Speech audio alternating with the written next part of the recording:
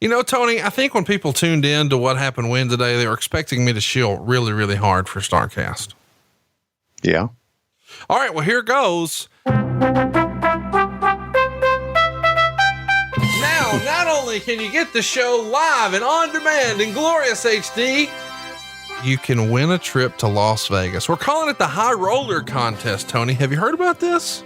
The High Roller Contest? Yeah, check it out. Please tell, yeah. All you've got to do is order StarCast on Fight at StarCastOnFight.com. You're going to get more than 20 live stage shows, nearly 40 hours worth of content for one low price, only $59. And as long as you order before midnight on April 23rd, you'll lock in that great price, but you'll automatically be entered into this High Roller Contest. Now, what does that mean exactly? It means you get 2 round-trip airfares from anywhere in the world for you and a friend to come to Las Vegas. And of course, when you get there, we've got you in a hotel suite for 4 nights. Not only that, you've also got a platinum bracelet to StarCast, which means you get to see all 22 shows live. But as if that wasn't enough, you get every single meet and greet. If you've seen them advertised, if they're at StarCast, you're included. You've got that. Plus, you've got VIP to the after party. And the after party for what? Well, Double or Nothing. You're going to that too. It's AEW's very first pay-per-view, and you've got 2 front row tickets. That's right. You heard me right. 2 front row tickets to the biggest show of the year, a platinum band. And how about this? Every single meet and greet, all your hotel expenses covered as well. 4 nights in a hotel suite and 2 round trip tickets from anywhere in the world to Las Vegas. All you've got to do is go to StarCastOnFight.com right now and pre-order. And for just $59, you get all the shows. So everybody's a winner. But if we pick your name on April 24th, whew, it's going to be awesome. Check it out. It's StarCastOnFight.com. StarCastonFite.com. There's 2 R's in StarCast, and Fight is FITE. It's StarCastonFight.com.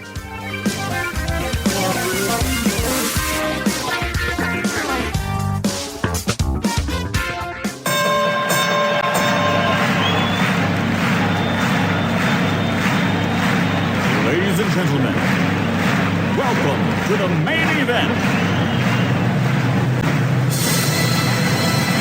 Welcome to WHW Monday. Tony Schiavone and Conrad Thompson. Jim Crockett, First Arcade, 605 NWA. TV title, Cajun Omni, the Bunkhouse Stampede. Flair and Horseman, Garvin, Bogey, Magnum, Dusty, Express Tag Team. Turner, Bodden, Mid-South Joy World Championship Wrestling. Talking about the great years of World Championship Wrestling, the NWA, and Jim Crockett Promotions. Tony and First North, they win. Look, Schiavone's back again. World title split off, center stage, Bischoff. Disney, Hogan, and Nitro. New World Order and The Crow. Thunder, Russo, Arquette, Champ, Vinnie, Mac, simulcast. Tony's back with Conrad, not your classy podcast. Watch along, try not to laugh. Lowest rules can't pass. This wasn't the initial plan. Tom Zigg's a good-looking man. Klondike Bill, make him chant. Tommy, you come over here. What happened when? WHW Monday. And now, let's go to the ring. And here's your co-host. Hey, it's Conrad Thompson.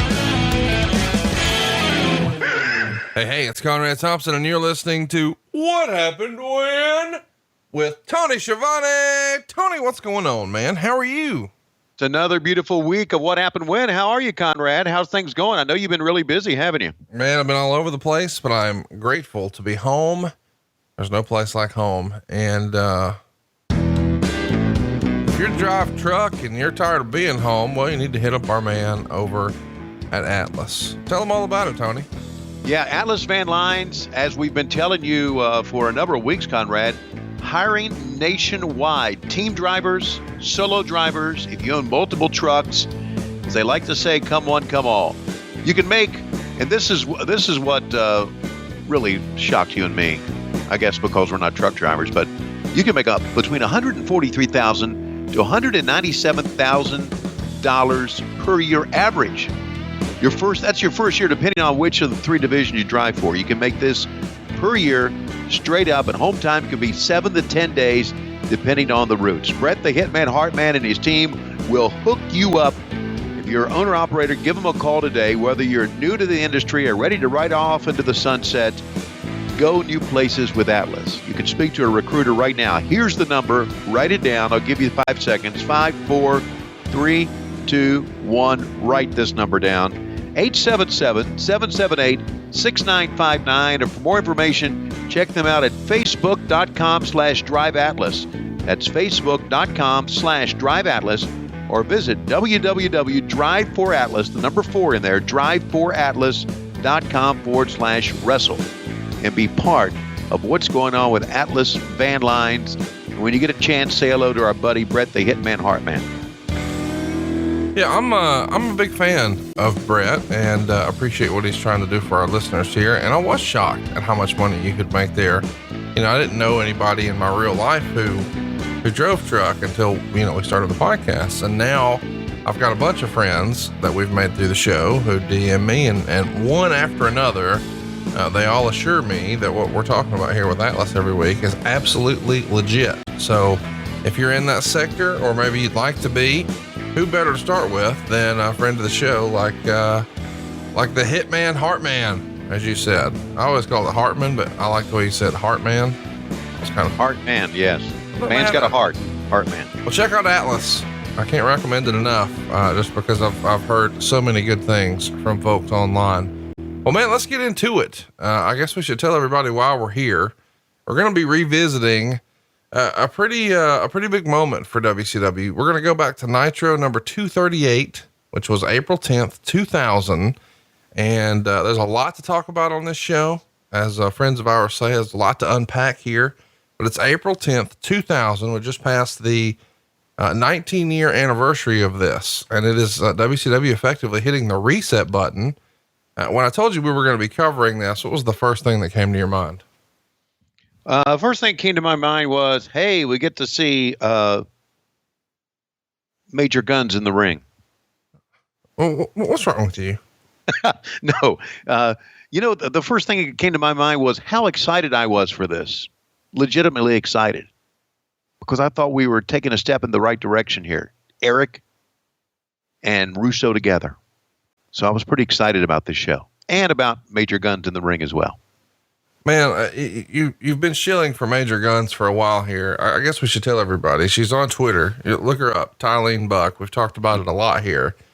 But before you knew about Tylene Buck being on Twitter, you were all about that Blue Chew action, were you not? What's wrong with being about Blue Chew action, man? Well, nothing's wrong with it. I mean, here's the deal. I think there's a misconception among some of our listeners that Blue Chew is only for men who have ED. That is not the case. Blue Chew is for anyone who wants to put on a show. It's for anybody who wants a little extra confidence boost. And, I mean, listen, if it's pumping up Tony Schiavone's confidence, it's easy to do. Blue Chew is the world's first chewable, and it's going to work faster than those other brands you've heard about because it's a chewable. Sometimes up to twice as fast. And of course, we're talking about Viagra and Cialis, but the difference between this versus those other name brands is you don't have to go into the doctor. You don't have to go stand in the line at the pharmacy. You can do all of this online, and it's shipped discreetly to your door. And as you've said before, Tony, it gets it so hard that even a cat couldn't scratch it. It's hashtag super hard dick is what it is. And it's hot on social media. I like that you said, if you want to put on a show. Yeah, why not? Go put on a show, take a Blue Chew, boing. Hey, dun, dun, dun, dun, dun, dun, dun, dun, dun, dun, dun, dun, dun, dun, dun, dun. Tony's got a super hard on, cat can't scratch it, dun, dun, dun, yeah, blue. So that's, I was putting on a show right there. Well, tell everybody how they can put on a show at their house. Okay, visit BlueChew.com. Get your first order free. Get your first order free. Gosh, like we've said before, Conrad, we're giving out free dicks, free hard-ons here. How about that on this show? First order free. Promo code WHW. We only got to pay $5 shipping. That's BLUE Chew.com. Promo code WHW for that super hard dick. So hard that a cat can't scratch it. Check it out, man. I think you'll be glad that you do. Without further ado, should we tag in one of the other members of our show here on WHW and see if we can't get this episode of Nitro fired up? Yeah, she's been kind of a fan of Blue Chew for the last few months or so. Let's bring her in, Lois Schiavone.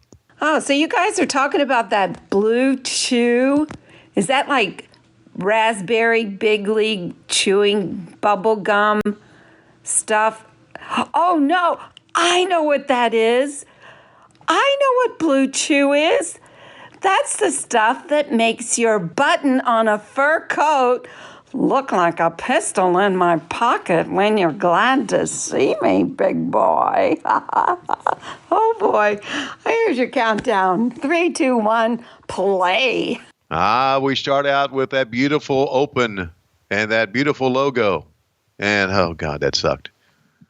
Hey, but you know what, Conrad? I did like this open because I thought it was pretty good with the Nitro girls. Didn't you like it?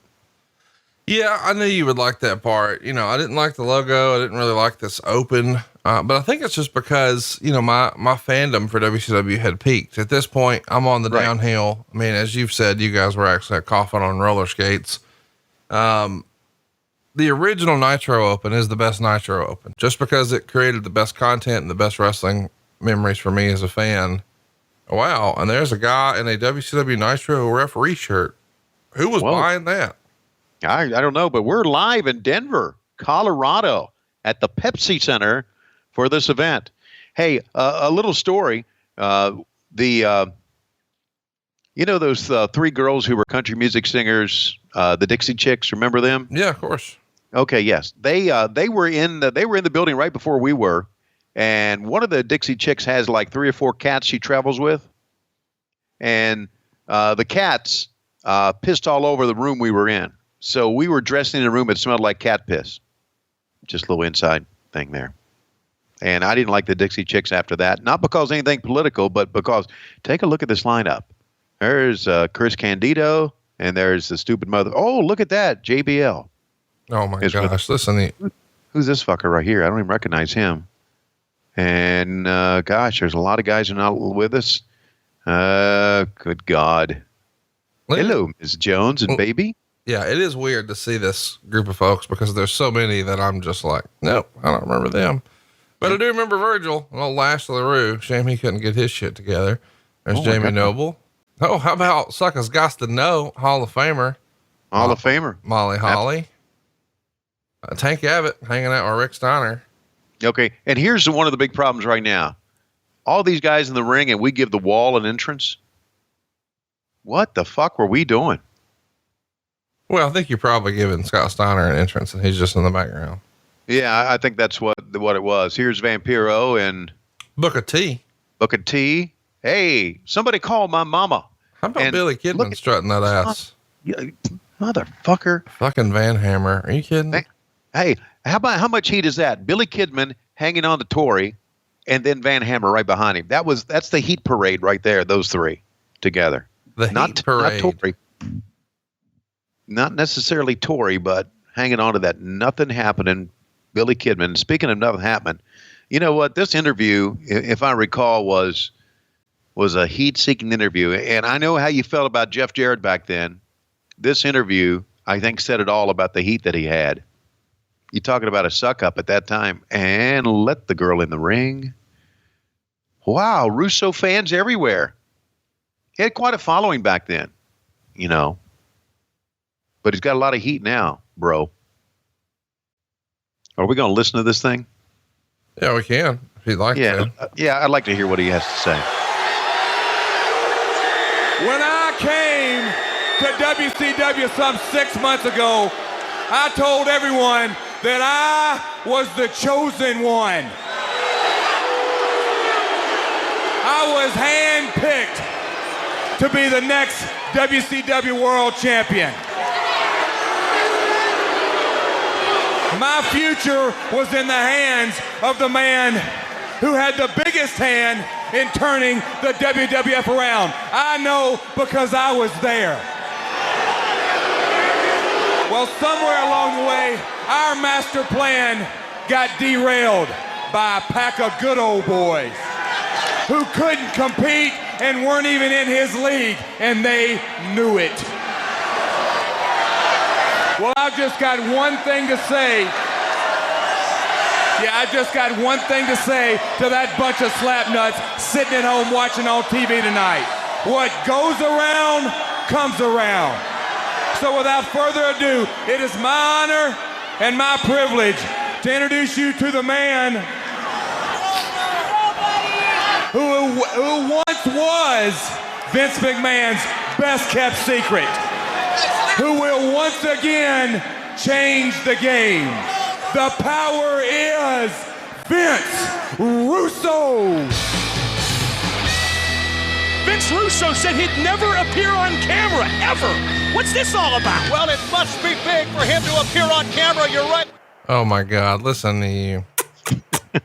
It must be big for him to appear on camera. Well, it was my role there, Conrad. It's not just sucking up. It's my role. And how about that awful interview? You know what ruined that interview for me? What's that? Seeing Silver King in the background. I'm thinking, what the fuck's he doing here? Oh, there's Tigress. Bless her heart. You know, we're going to hell in a handbasket when Jeff Jarrett is the opening promo on the show. No, yeah, you're right. You're right. And boy, they were hammering the WWF, weren't they, back then? Well, here comes your boy, Matt Coon's savior, the one and only. After giving 6 years of my life to the World Wrestling Federation, I came to WCW with one thing in mind, and that was to beat Vince McMahon at his own game. And you know what? Within a matter of weeks, the new blood in WCW were not only getting back in the game, they were changing the game. And that's when the Good Old Boy Network kicked in. Afraid of change, and more importantly, afraid of their jobs, the political BS took place in the back to bring Vince Russo down. And you scum at home know who you are because you're watching me now. And then one day, I'm told that there's going to be a change in direction. A change that I knew sucked. And you know what? I wasn't the only one who knew. Benoit knew. Guerrero knew. Saturn knew. Malenko knew. Douglas knew. And they left. They're gone. Scott Steiner, he knew it, and they suspended his ass. But you know what? That's all over now. It's done. And Vince Russo is back in charge again. And I want to turn around and I want to say something to everybody in this ring. It is over. The old boys management is over. The inflated egos in the back, afraid to lose their spot, it is over. It is the dawning of a new day. It is your opportunity. Seize that opportunity. Are you done yet? Here it is, Bischoff Russo, round one. Here we go. So this is, how about there's a Bischoff sign? I can't believe it. This is weird to me. You know, this is, you know, they're going to try to cater to the smart audience here, but they're both putting themselves on TV, which is something that you would think that the quote unquote smart fan would be against. Yet here they are, Bischoff strutting that ass to the ring.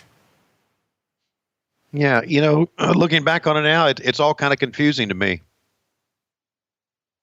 It really is. It's, you know, he's talking about, I guess he's talking about guys like Hogan, guys like Hall and Nash. I don't know who he's talking to right here. But it's like he's talking to the big stars, and not many big stars are left in the ring, with the exception of maybe Booker T. Yeah.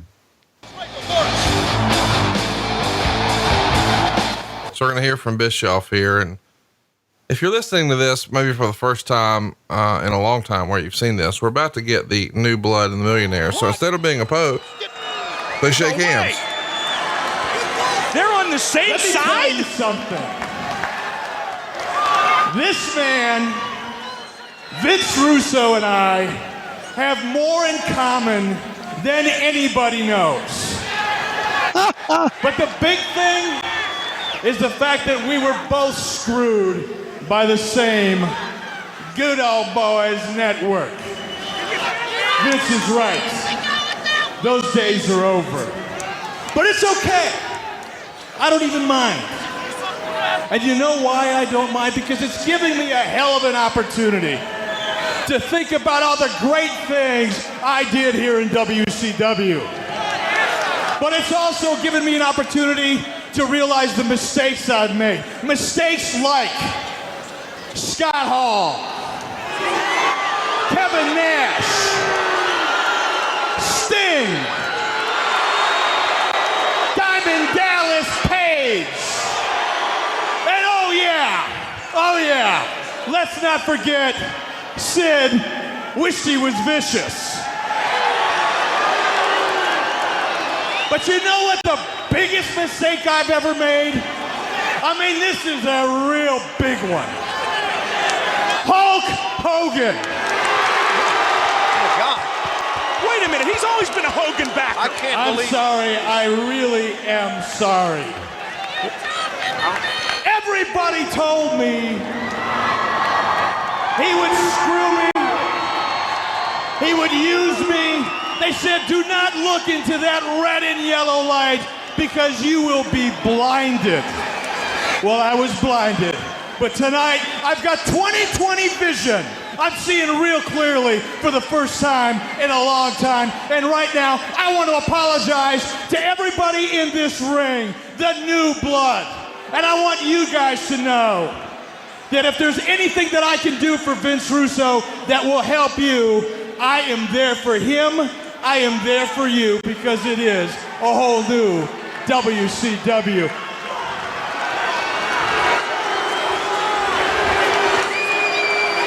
And where are they? Where are they? Where is Diamond Dallas Page? Where is Sting? Where are they? I think they're hiding in the back with the old tail between the legs. Oh! Oh my!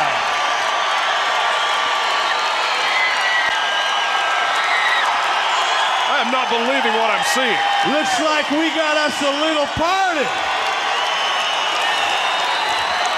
Hey, and for once, you guys look like you showed up ready for work. I can't believe what I've heard. Hey, what's up, Sid? No softball game?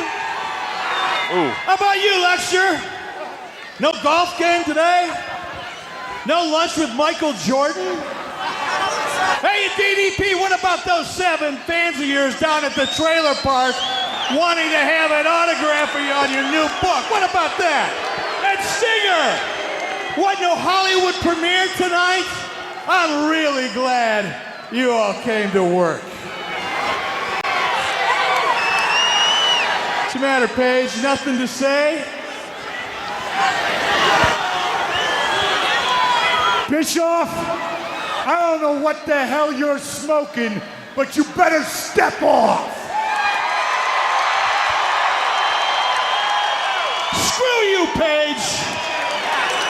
You want to know something? If it wasn't for me, you wouldn't be here tonight. You'd be schlepping drinks at some rundown redneck bar in the middle of Florida, telling the world that you're friends with Bon Jovi. You know, where were you for the last 6 months? Well, I've been sitting home unemployed. Huh? How about you, Sting? Who's the guy that rebuilt your career? I'll tell you who it is. The same guy that made Lex Luger a multi-millionaire when the WWF didn't want to have anything else to do with it. That's who it is. Wow. Everything he's saying is true. Everything. And what about you, Sid? Well, I'll tell you what, guys. I made you. I can sure as hell break you. But this time, it's going to be a little more fun. And it's going to be a little more fair. This time, it'll be a level playing field. And you know what, Eric? Before we get into that level playing field, I have something that I want to say that's a little personal. because I know he is back there hiding as well. And I got something that I want to say to Ric Flair. Cheer for him. Because you know what? Ric Flair, you are a piece of on the bottom of my shoe. Oh, boy. And brother, I'll tell you what I'm going to do. I'm going to scrape off that and flush your ass down the toilet personally. Now, Jeff, this is where you got to trust me. Eric said this is going to be an even playing field. And we're going to start a new day right now tonight. So, Jeff, I'm going to ask you to hand that U.S. title over to me. That's right, Jeff. All titles will be stripped tonight. It'll be a brand new playing field. Come on, Jeff, trust me. Trust me.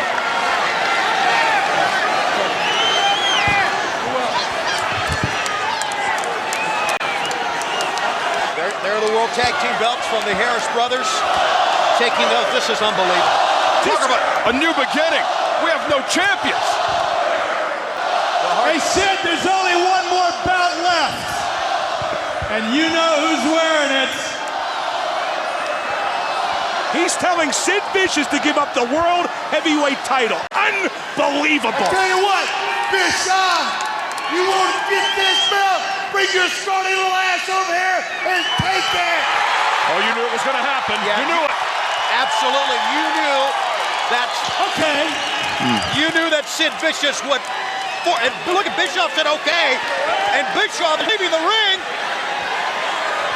Has everyone completely flipped? Eric Bischoff, it looks like he might get in Sid Vicious's face, Tony. He has slipped the gear. He's going to confront the Millennium Man and just take the World Heavyweight Championship belt. Come on, Sid. Hand it over. What do you want to do? You want to lay me out, Sid?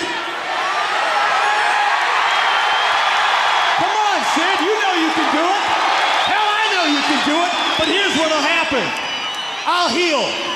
And when I get done healing, I'll spend the rest of my life knowing that you're unemployed. So here's the deal. Either lay me out, take your chances, or hand over the belt. It's your choice, big man. What's he going to do? What can he do?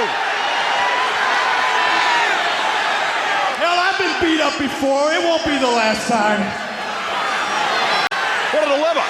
Give the belt to Bischoff or go to the unemployment line. Can't find your scissors? Wow! Thanks. Come on, Sid. I said, what's the matter, Sid? Can't find your scissors? Come on, Sid, give the boss the belt. Come on, man. Don't let me push your button, Sid. Wouldn't want to see your pop go crazy, Sid. Wouldn't want to see you ruin your career, Sid. He's pushing it. The long, lonely life in West Memphis, Sid.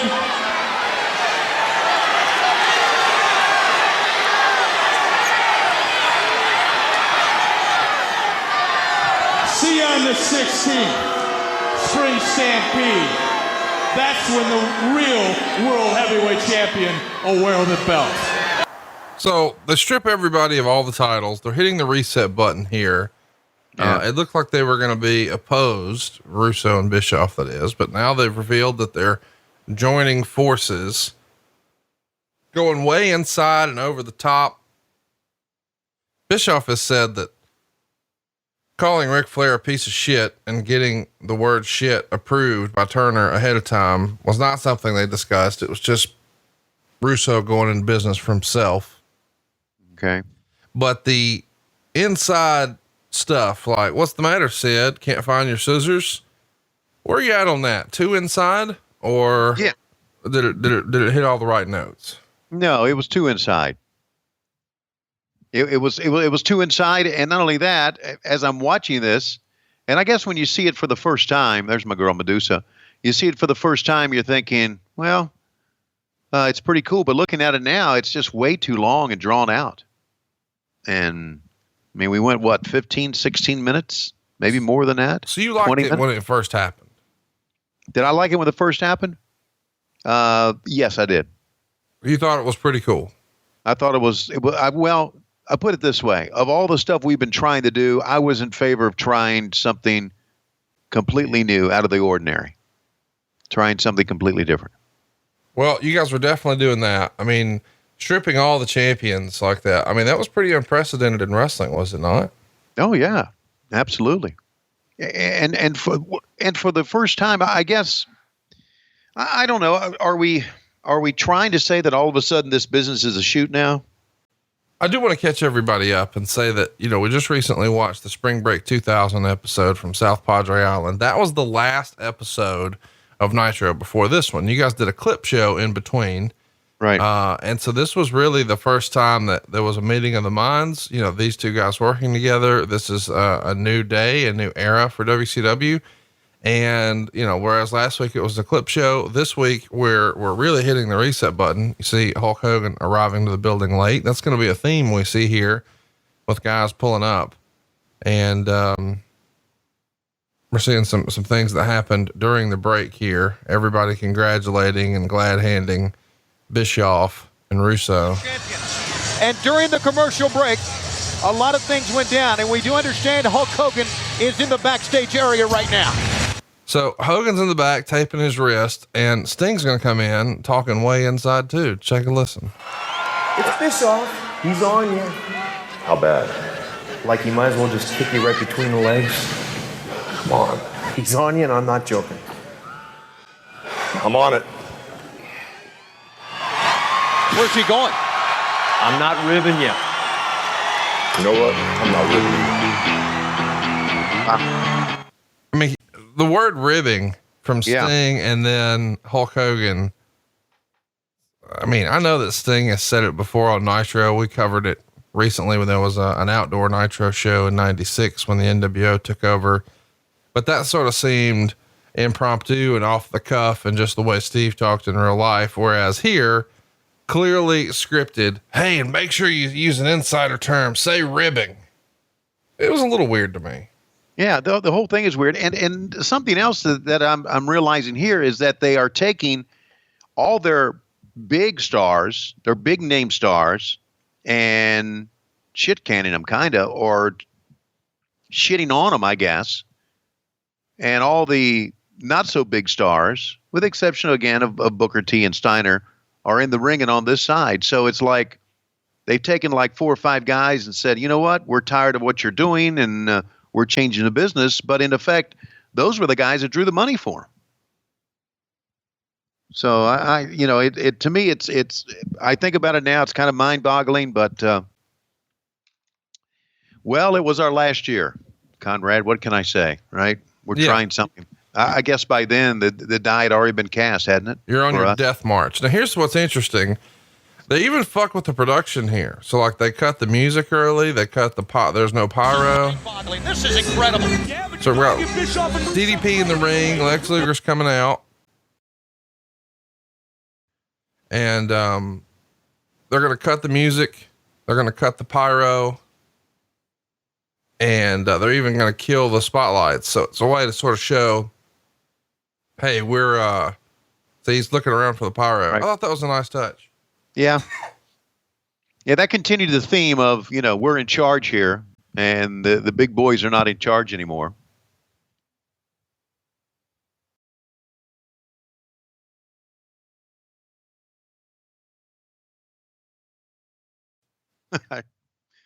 I didn't know what to say. Oh my gosh. Sometimes you say things and I have a quick comeback, but that time I didn't know what to say.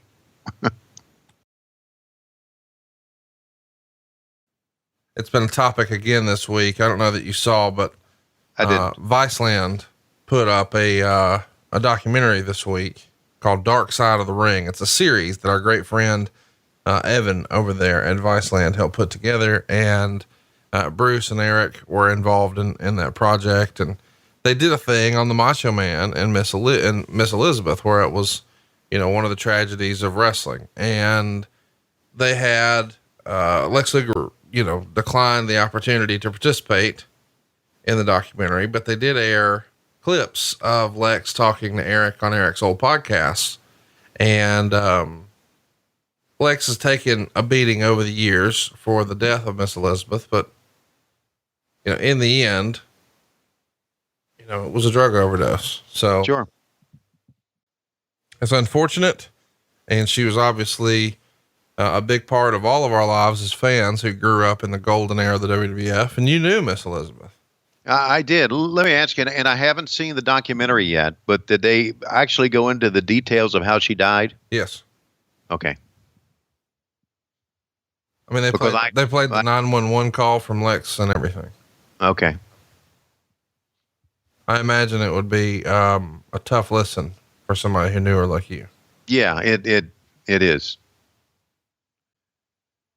So now Luger is facing Diamond Dallas Page here, and this is a match, I guess. I don't know what to. This is a part of the world title tournament. This is what we would call a quarterfinal, and the actual finals, of course, are going to happen in 6 days at Spring Stampede. I think a lot of people forget that this is the go home edition of Monday Nitro for the Spring Stampede pay-per-view, which now is going to crown a new world heavyweight champion. And the winner of this tournament is going to go on to face Jeff Jarrett for the world title, right? Is that how we structured it out? Why don't we just hang tight and it'll all make sense? Okay. It'll all make sense then. All right. I didn't know. Well, I mean, you called it, so I thought maybe you could tell us your memories, but you're watching it now. It sounds like for the first time ever.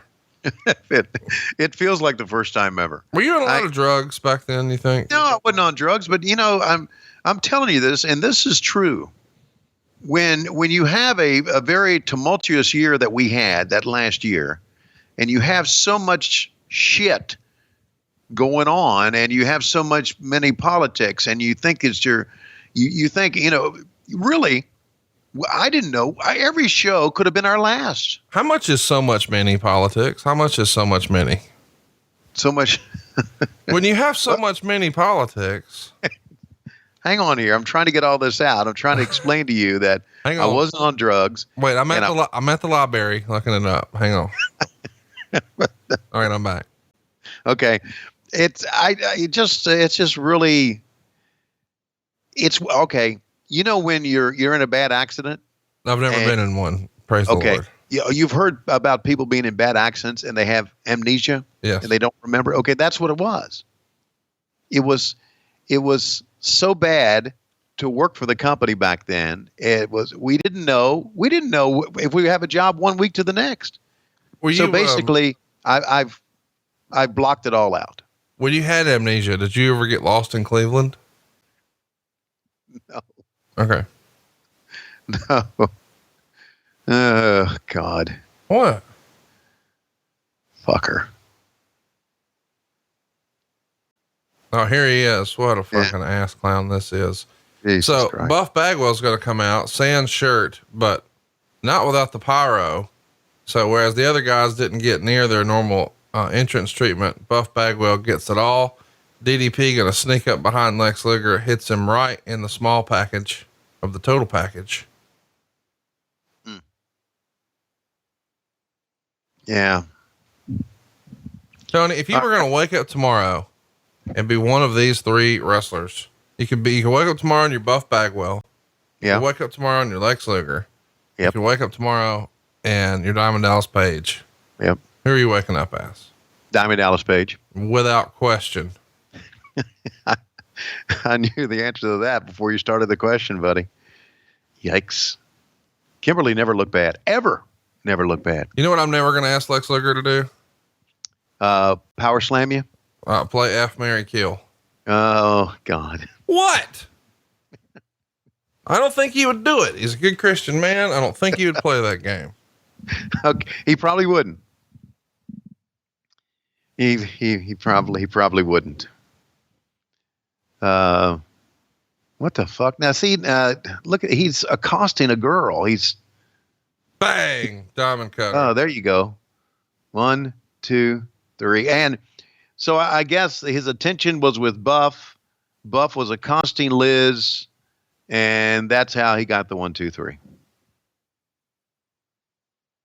So Paige moves on in this tournament. Kimberly Bacon looking not only as she can look, and here we are. Hulk Hogan is on the search for Eric Bischoff. Eric. You think he's going to check the Gold Club? All right. In the back now, Kurt is going to stop Vince Russo, going to have a little bit of a conversation. What do you think he's saying right now? He's probably saying, hey, so am I one of the bad guys here, or am I one of the good guys here? And I'm here. I'm with you, man.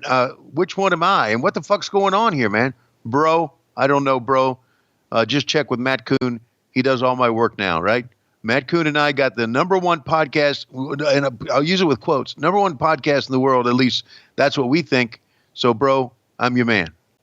All right. Yeah, fuck you. You fucking no good piece of shit. Let me just go ahead and give you a spoiler. Even Matt Kuhn doesn't think he has the #1 podcast in all the land. He doesn't? No, not based on any metric, not based on downloads, not based on revenue. Well, you know, feedback. I know based on reality, but sometimes, you know, fantasy kicks in with some of these people. Oh, are you saying that Russo's delusional? Is that what you just said? No, I was saying Matt Kuhn's delusional. Oh, for sure. Yeah. He thinks he's handsome. All right. So here's Tank Abbott. One of the more controversial moments in Nitro. I'm going to let the sound play here and get your feedback. And on camera, he is new blood. He'll spill new blood. He's the baddest man in WCW. David Tank Abbott, the ultimate fighter, is going to the ring. Tell you the best part of this job, watching Tank Abbott kill people week in and week out and getting paid for it. I'm going to say this one time. It's going to be short and sweet, so you better listen up. I'm not some candy-ass wrestler. I'm a shoot fighter. I don't know the difference between a wrist watch and a wrist lock, but I know how to kick your ass. Yeah! I'll tell you one thing. When I came here for one reason only.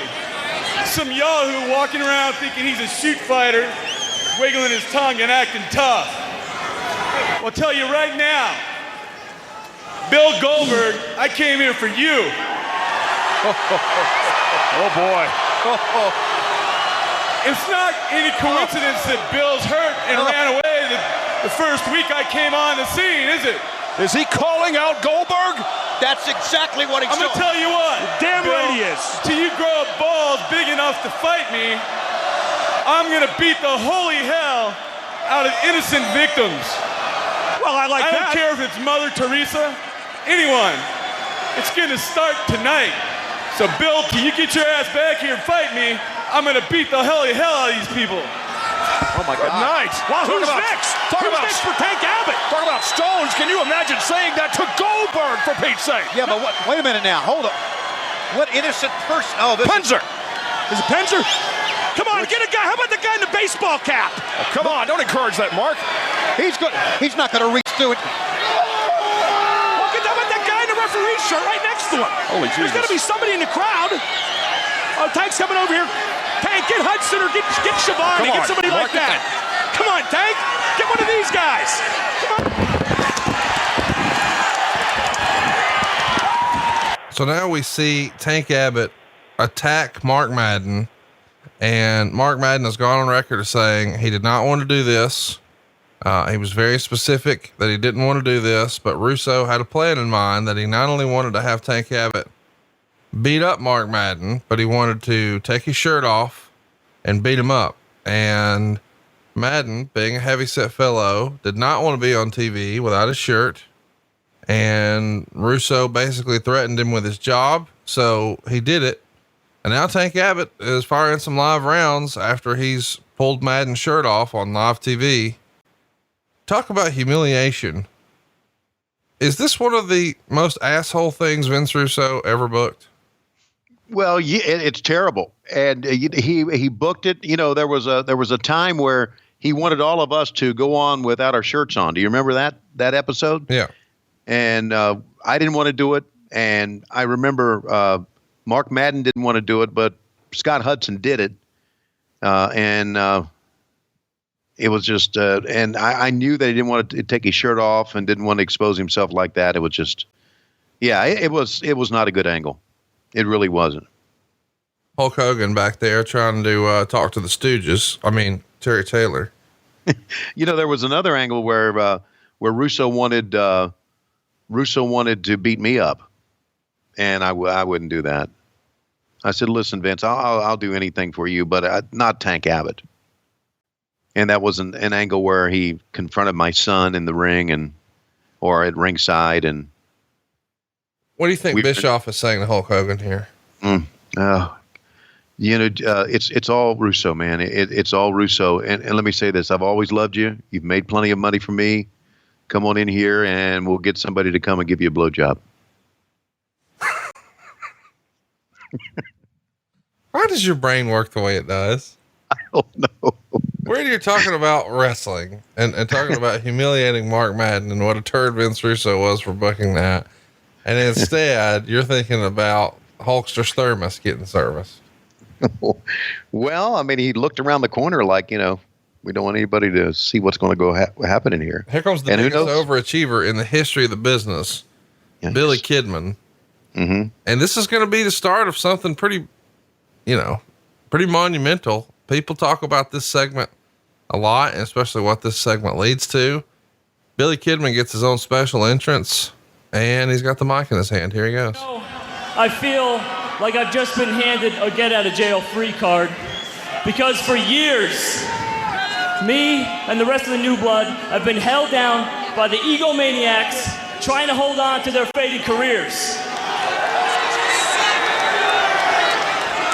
I've been used and abused and told to keep my mouth shut. Well, tonight is my night. And the one man I want to address is the biggest egomaniac of them all, Hulk Hogan. I think I know where he's going with this, Tony. That's right, Hulk. For weeks, you've been bad-mouthing me. You've been talking about my size. And yeah, Hulk, I may not have a body that you have, but I have two things, Hulk, that you can't take away from me, and two things that you will never have. And that's heart and talent. Whoa. Three things. And Hulk Hogan, oh my God, we all know the only way to get that grotesque orange tan that you have is to be in the spotlight for way too long. Checkmate. And you say that Billy Kidman can't draw flies. Well, maybe you're right. But who would know better about drawing flies than a pile of shit like you? Good night. Boy, I hope Hogan doesn't hear this. I hope he does. So, Hulk, that leaves only one thing that I've waited a long time to do. I'm calling your ass out. Come on, Hulk.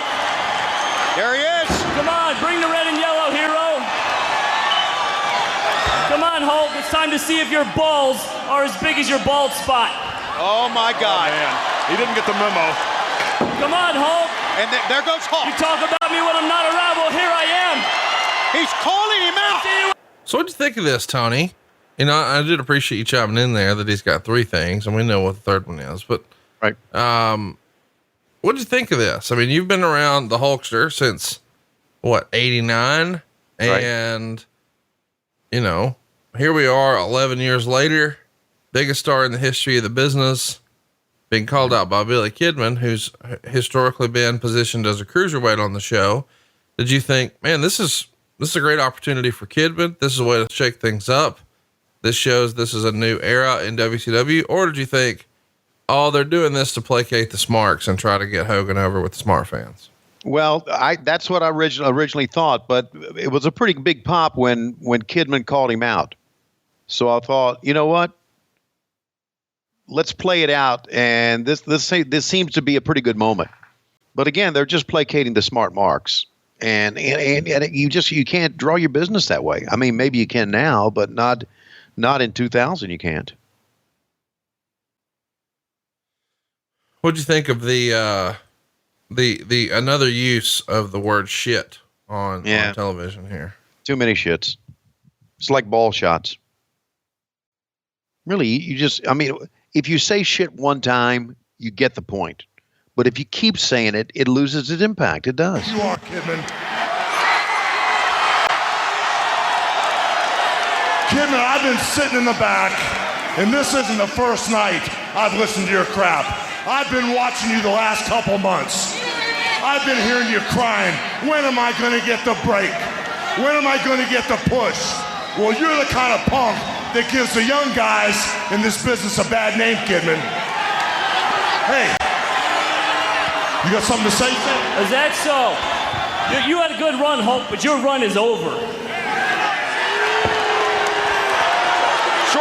What do you think about the back and forth here?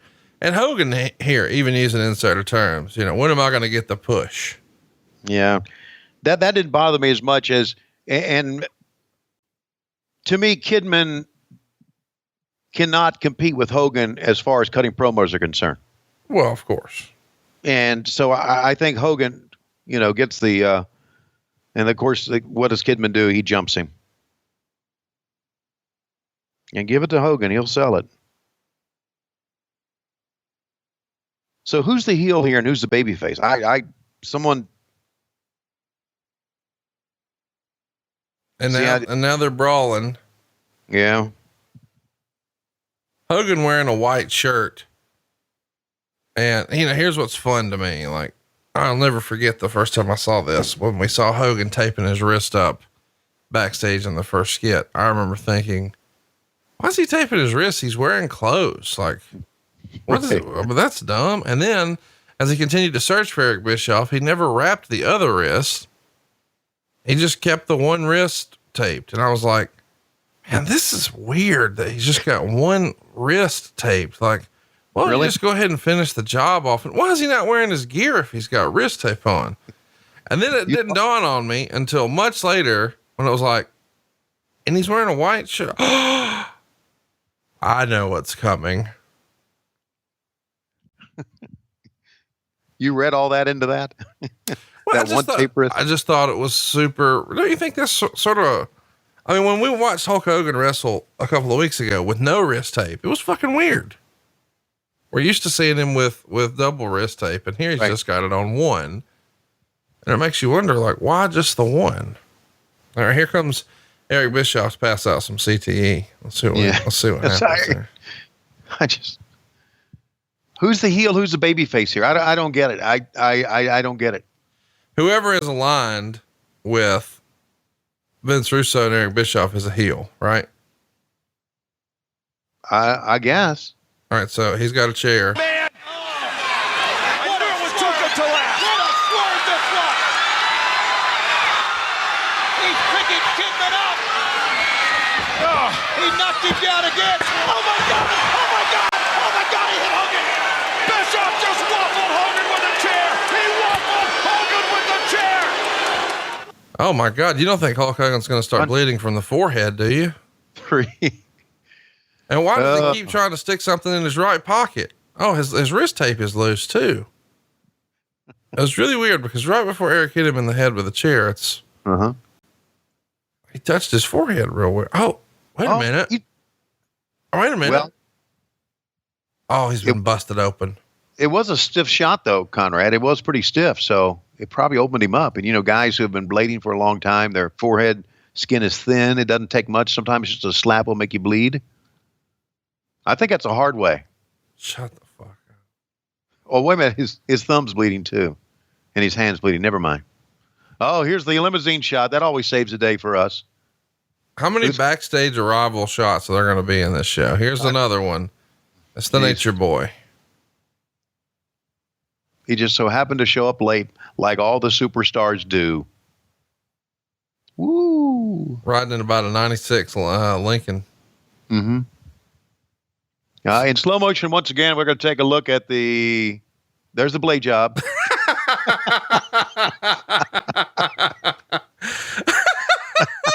Right on camera on the replay. Show it again. You zip. I love it so much, dude. It's probably the most blatant Hulk Hogan blade job ever. I know. So we had to show it again. And now Eric's getting down there to get a good look at it. Oh my God. Hulk Hogan is going crazy. He's knocking over some spindles, some spools of wire through a chair. And oh man, that white shirt he had, that pristine white shirt he showed up with is now covered in blood. Oh God. Damn it. Oh, it looks like I did a goddamn blade job. For Kidman. I'm bleeding for Kidman. This is what I'm willing to do for this goddamn company. And they showed it on replay. What the fuck is going on? Here's Flair. No lunch with Michael Jordan?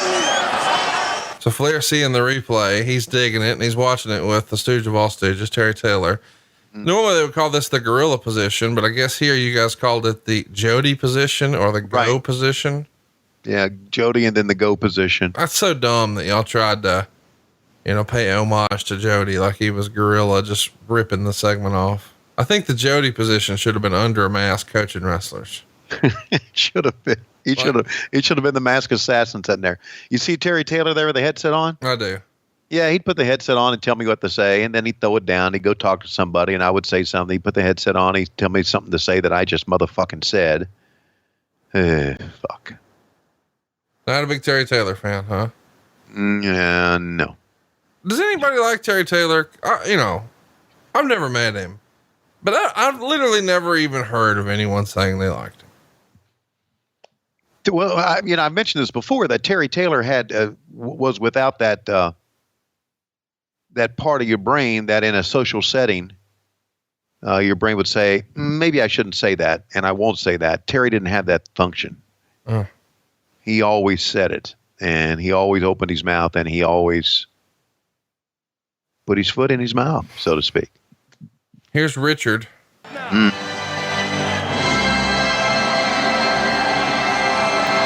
Got a bit about the star power here in this show. You really do. Great sign in the crowd that says, Ric Flair, make me a sandwich.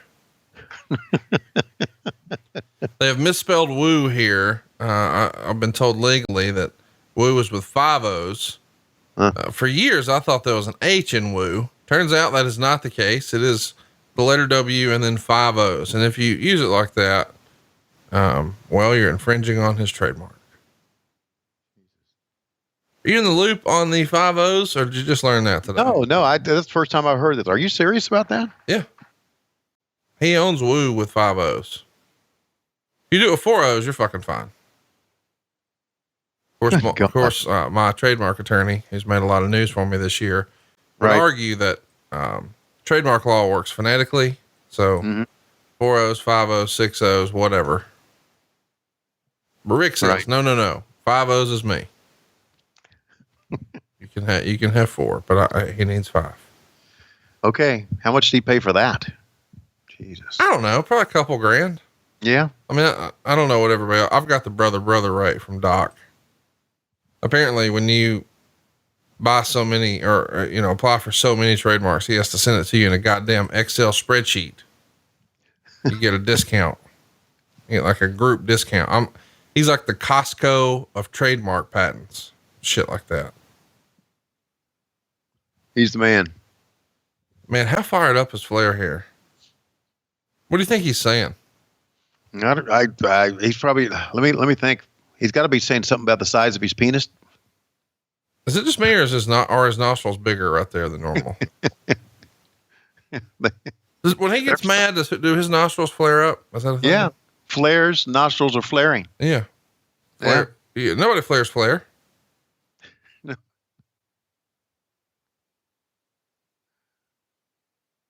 All right. Thanks for being entertaining, Tony. Okay. Great based on our own ability. A lifetime. You couldn't show me. You ever had a jock out? You want to insult me? Here's the deal. I saw Bischoff, and for whatever problem I have with him, at least he's got the guts to walk up to Vicious. Russo, I ain't spending $200 grand again on Bill Dale and John Taylor. You come out here right now, Russo. You got a problem with me? Get me off the bottom of the shoe right here in Denver. Come on. So what do you think about, the new Russo Flair feud. To me, to me, it has no. Well, here comes Big Papa Pump. To me, that has a little bit to it, but to me, Flair Russo doesn't do anything. And Scott Steiner going to go way inside here. Of course, through the years, he would shoot on Rick. I'll listen to you in the back on the minor, and quite frankly, you're boring me to death.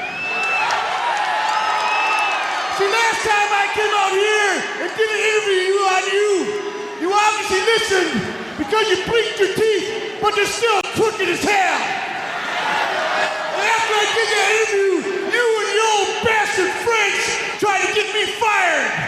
But that didn't surprise me none, because if you look up at the W now, and see who's been a champion up there, with the exception of one person, they've all come from here. It's just that you and your old bastard friends ran them out so you could be a 14-time world champion. And that don't mean shit to me, because when I see that fat ass right there in the front row with no teeth, he could have been a 14-time world champion if he had all his friends pulling the strings. Now I look at you and I see a confused look on your face. So I'm going to put it to you in another way. I know there's no way in hell I can ever bring you up to my level, physically or mentally. So I'm going to lower myself to what you are, an excellent class white trash from Charlotte, North Carolina. Wow. Oh. So see if you can guess who I am now. I'm a limousine riding, just fighting, backstabbing son of a bitch. So I know you can't see this at home, but Scott Steiner just put gas station teeth in his mouth. And now Shane Douglas sneaks in from behind and attacks him before Shane Douglas for years on ECW had cut promos on Ric Flair, calling him Dick Flair and saying he was an embarrassment of a man and not a great champion and overrated. So this was all to serve as a distraction to allow Shane Douglas to get the cheap shot. And moving forward, we're going to have a little Shane Douglas Ric Flair feud. So everybody had their fun with Rick on this night. Starts with Vince Russo calling him a piece of shit that he needs to scrape off his shoe. Then it goes to Scott Steiner mocking his teeth with gas station teeth. They used to sell that at the counter. There was some sort of Bubba teeth gimmick. Right. And then Shane Douglas now doing a little cheap shot. And randomly, Bret Hart in the crowd. This is probably after Bill Goldberg gave him a concussion. And when Bill Goldberg kicked his head in the crowd, maybe Bret just went to look for it, got tired, took a seat. What the hell happened there? What do you mean? My screen just went gray. Did yours go gray when? That's because of the lighting. You guys couldn't light anything. Apparently so. How about no one's even bothering Bret in the crowd here? Yeah, this turns out to me to be a confusing episode. It's very confusing. It's Crash TV is the way people have described Russo's booking over the years. And this is it. Crash TV. Right. And again, who's the baby face? Who's the heel? Who are we trying to book towards? I mean, here it looks like we're just trying to book towards all the ECW people that got a kick out of Shane Douglas's promos. So you don't like ECW? No, I just again, why are we doing this? Oh, Jesus Christ. Mean Gene fired up at Shane Douglas there. How can you ridicule one of the greatest wrestlers of all time, Ric Flair? What are you doing? I'm doing whatever the hell I want to do, Mean Gene. For 7 years, I've sat back and with my heart and soul pounding in my damn chest, I've had to watch that son of a bitch make a joke, a mockery of the sport I make my living in now. He walks the aisle. He says to be the man, you have to beat the man. or who's laying on his back right now, you have been franchised, Nature Boy. It's the beginning of a long, long road, my friend. I've staked your stinking guts. I've hated you from day one, and now there's nothing stopping me. I heard Vince Russo say it's an open forum, free course, whatever we want to do. I'm not going to dignify any of this that you're saying here tonight. You're totally out of line. I'm out of line, my ass. I'll leave you with this. You can kiss my ass and watch me be a franchise. Boy, I was a huge Shane Douglas fan when he was in ECW, but his entire WCW run was a miss to me.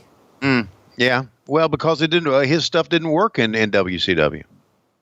It worked in ECW. It didn't work in WCW. And, you know, I mean, are people now back home calling their friends, say, you got to turn on WCW because everything's a shoot? No. Is that what they want us to? I don't know. I'm really that's confused. probably the idea, but I don't think that's actually what happened in execution. Raw thumped that head in the ratings this week. Right. So Raw kicked our ass in ratings, right? Oh yeah. By a margin of almost double. It was embarrassing. Right. Because you can't just all of a sudden have one hot show and think all of a sudden you're going to catch them, because they were beating us consistently leading up to this point, right? Oh yeah. Yeah. They've been beating that ass like a drum for about 2 years. Yeah, I know. Yeah. They had the big stars. All right. This is going to be Sid Vicious, the former world champion, Psycho Sid. Probably don't think he's going to have a good match here as he had with Shawn Michaels in '96. Are you saying that Sting is not the worker Shawn Michaels was? Yeah, that's exactly what I'm saying. Oh, okay. I appreciate you just owning that. Yeah. Okay. Well, because, you know, sometimes you'll say something and then when I try to clarify, you'll dick tuck. Yeah, no, I need to listen. It's not to disparage what Sting meant to the business, but come on. Most people are not a good worker as Shawn Michaels. Yeah. Yeah. I mean, most people would say, you know, he's 1A or 1B greatest of all time. Yeah. Yeah, I think so. Hey, we just saw Scott Steiner. I guess we should mention, even though we had fun with last week's episode on WrestleMania 3. By the way, what was your feedback you got last week from WrestleMania 3? A lot of people liked me singing America the Beautiful. Yeah, that was a hit. I mean, I didn't expect you to be able to freestyle it as well as you did, but I thought it was a home run. All right. Anyway, you know, we sort of joked that it was, you know, we're doing this after WrestleMania. And then halfway through the show, Tony showed us cards and we had to reveal that, oh no, we had to tape this before we left town. So I did want to circle back around and say that actually saw Scott Steiner wrestle Hornswoggle. When did you see that? Thursday night before WrestleMania. Okay. I was there. I was, you know, and I think Swoggle was surprised I was coming. He's like, you're really coming? And I said, yeah. And he was really excited. And then I said, you know, I feel like somebody needs to be there to identify the body. He didn't think that was as funny. And I got there and he was getting real psyched up. Like he was trying to get in the zone. Yeah. Which is kind of funny. And then they went out there and I think you would appreciate this. Steiner came out to his regular music, picks up the mic, tells them to cut the fucking music and says, play the music that I specifically requested for this match. And then he played Short People Got No Reason to Live and sang along, had the crowd in tune with him. It was tremendous. And then he beat the shit out of Swoggle. It was great. That's great. Was that a MLW taping? No, that was AIW. And, okay. We saw Nick Gage take on Mance Warner. I know you're a big Mance Warner fan of old Mancer. And anyway, it was good stuff. And I had a great time, but it was one of the more talked about matches from the weekend. Scott Steiner and Swoggle. Wow. Sorry I missed that one. Somebody was on acid and they thought of that shit. Yeah, apparently so. But we did get to see Ring of Honor. And we didn't talk about that. What did you think about being inside Madison Square Garden for the first time in 30 years for wrestling? It was quite an experience, and a lot has to really a pat on the back to Gary Juster and the entire crew for booking that. And it's kind of odd to see another promotion in Madison Square Garden. Tons of opinions about Ring of Honor's involvement in that show. I think it got a little more controversial when Enzo and Cass showed up. Right. I guess they're called Enzo and Kaz XL. What'd you think when you saw those guys intervene in the show? Well, at first I wasn't sure, and then I could obviously pick out Enzo, and they did. They being the television production crew and everybody tried to ignore it, but it was pretty much it was an obvious angle, and the reason it was an obvious angle was there was no shooting security getting involved. It was kind of fun because I was at the show and I was seated on the aisle. So a couple of listeners, I guess, spotted me, and I had no less than 3 come over and say, "Hey, that was a shoot, right?" and they were so excited. And I said, "What'd you think?" And then they would go on and on about how it was definitely real because XYZ. Then they would ask my opinion, and I didn't want to lie. So I said, I don't want to say. And then they're like, "Well, no, right?" Like I'm fucking Office for Ring of Honor. And I was like, "Well, I do know, but nobody told me. So I don't have anything to say." But I'm with you. It's like, hey guys, there's no police involved. No one was arrested. Right. Like security would have tackled them as soon as they tried to climb over, and that would have been it. Right. Supposedly though, they didn't even smarten up Ring of Honor to that. Like to the point where Tama Tonga, was not aware that this was going to happen at all. He's actively involved in the match, and he's standing right there when the brawl and the attack happens. Of course, he didn't intervene because he realized right away, oh, this is a fucking work, but nobody smartened us up. Nah, I'm leaving. I mean, seriously, where are you at on that? If you are a performer, let's say you're Tama Tonga, and you realize these guys are working an angle and they didn't smarten you up beforehand. How does that sit with you? No, it doesn't sit with me well at all. Yeah. There was also kind of an odd thing going on during the Ring of Honor show as we're taking a look, I guess, here at the finish of Sting and Sid Vicious, or close to it. A weird thing that happened during Ring of Honor, thanks to social media. What happened to Bret Hart at the Hall of Fame ceremony quickly made the rounds. And that seemed to happen not too far removed from what happened with Enzo. And I just thought it was kind of surreal, you know? Yeah, because Bret Hart's attacker stole all the thunder. Right. How about the Wall going to choke slam Sid through a table just randomly set up on the outside here? Oh, the world's worst choke slam. Yeah, Sid didn't go up with him. No, at all. Sid gave him nothing. Yeah, right. I got to tell you, I think I still might rather see the Bret Hart attacker do a run in than the Wall. I would agree with that. You know what's weird is so many people gave that so much attention, and that's clearly what the guy was looking for. It's almost like it's better if we just ignore it. Yeah, but it's impossible to ignore it in social media days. Impossible to. And he knew that. So what's up? Nick what's Patrick come out of that? Nick Patrick is, yeah, he's crazy and he's arrested. So Nick Patrick is going to count out Sid. But when he looks out to see Sid is laying inside of a broken table. This was not an ODQ match. Right. Hypothetically, is counting him out the right call? Yeah, he's not in the ring. He fell through a fucking table. We see him in underneath the remnants of a table. I think I might throw the match out. Well, no, rules are the goddamn rules. Maybe he tripped over the table, and sorry you tripped over the table and you fell through a table, Sid. But those are the rules. You got to count it out. Tripped. Now listen to you. Tripped. Yeah. Now I'm being lectured by Scott Hudson here. You should be. And actually, I think I was rather handsome here, didn't you? Kind of skinny and hair all fluffed up to the side. Is that what it takes to be handsome, skinny? Because if it is, I'm no. I'm sorry. No, you can be a fat piece of shit and be handsome too. See, that's what our audience needs to hear. Okay, I really wish we had some sort of hair care product right now. I'd love to shill it. And if you're a fat piece of shit looking to get a little dapper Dan, be sure to try. As a matter of fact, if you want to do that, you should send an email to heyadvertising@gmail.com. I'd love to make an awkward transition to your stuff.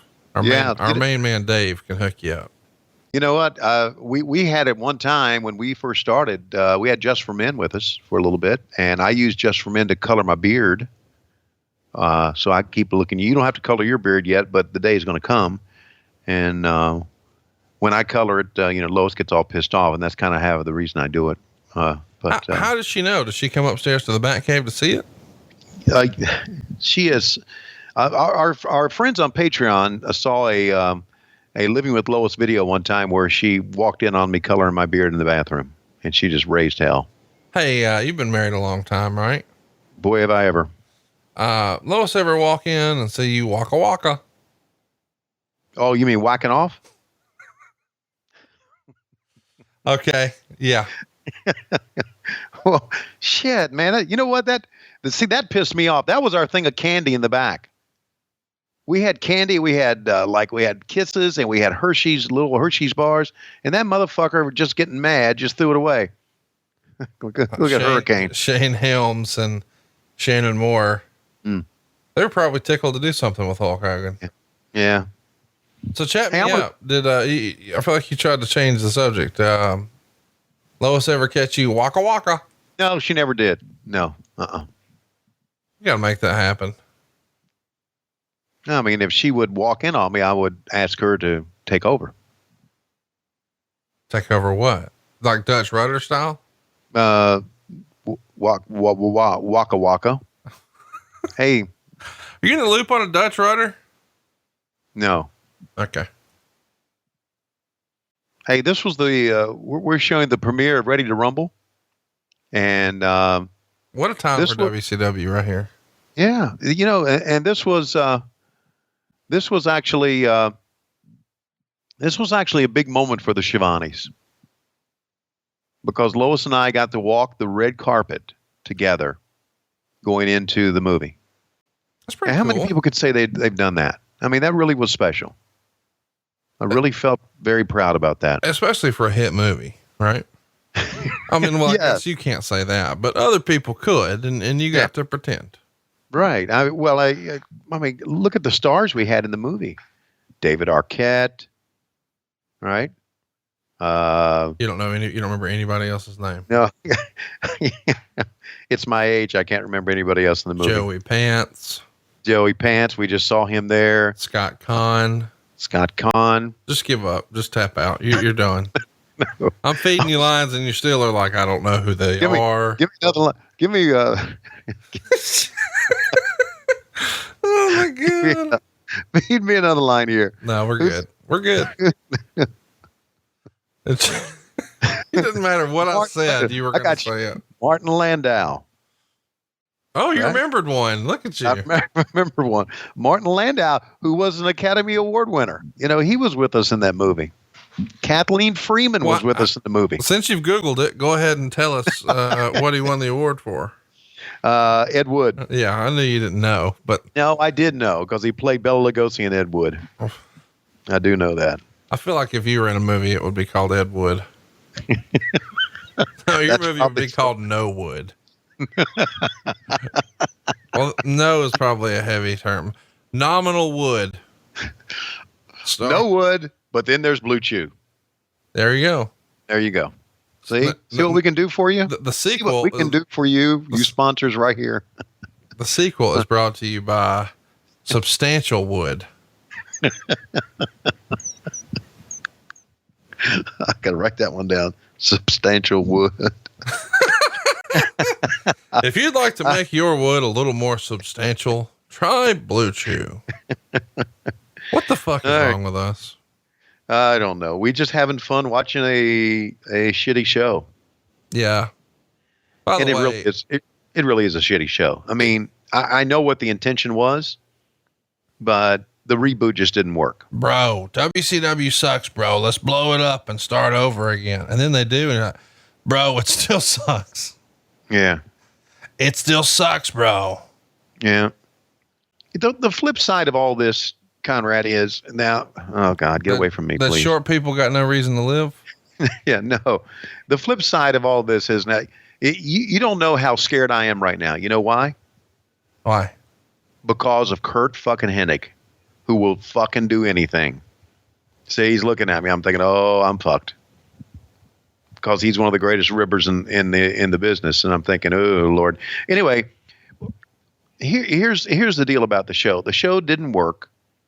But that doesn't mean there wasn't any effort put into the show. And I always appreciated effort.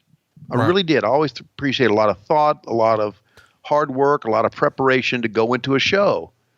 And so it's hard for me sometimes to sit here and say, this sucks, when I know that we just didn't go into it nonchalant. We didn't go into it saying, what the fuck, we'll just do our best. It's a shitty show. Let's Schiavone it.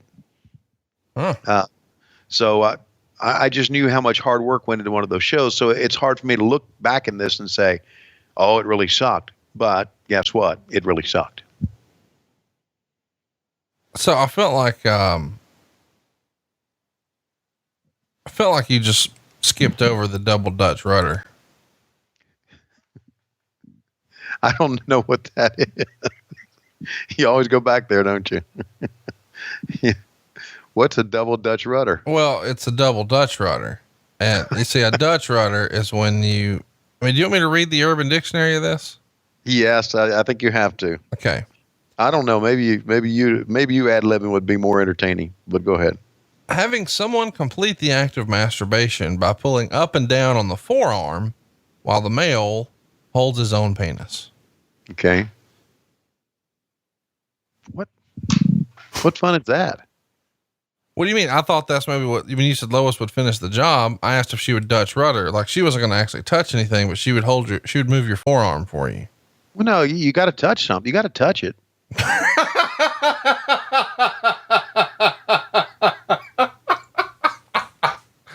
Oh my God. Why is that so funny to me? Mark this down. Okay. At about 1 hour and 20 minutes into our show. Okay. This show has completely gone to hell today with that line. That is so great. Oh God. I wonder when you Dutch rudder. Oh God. If you Luke Gallows a little bit, where you forearm.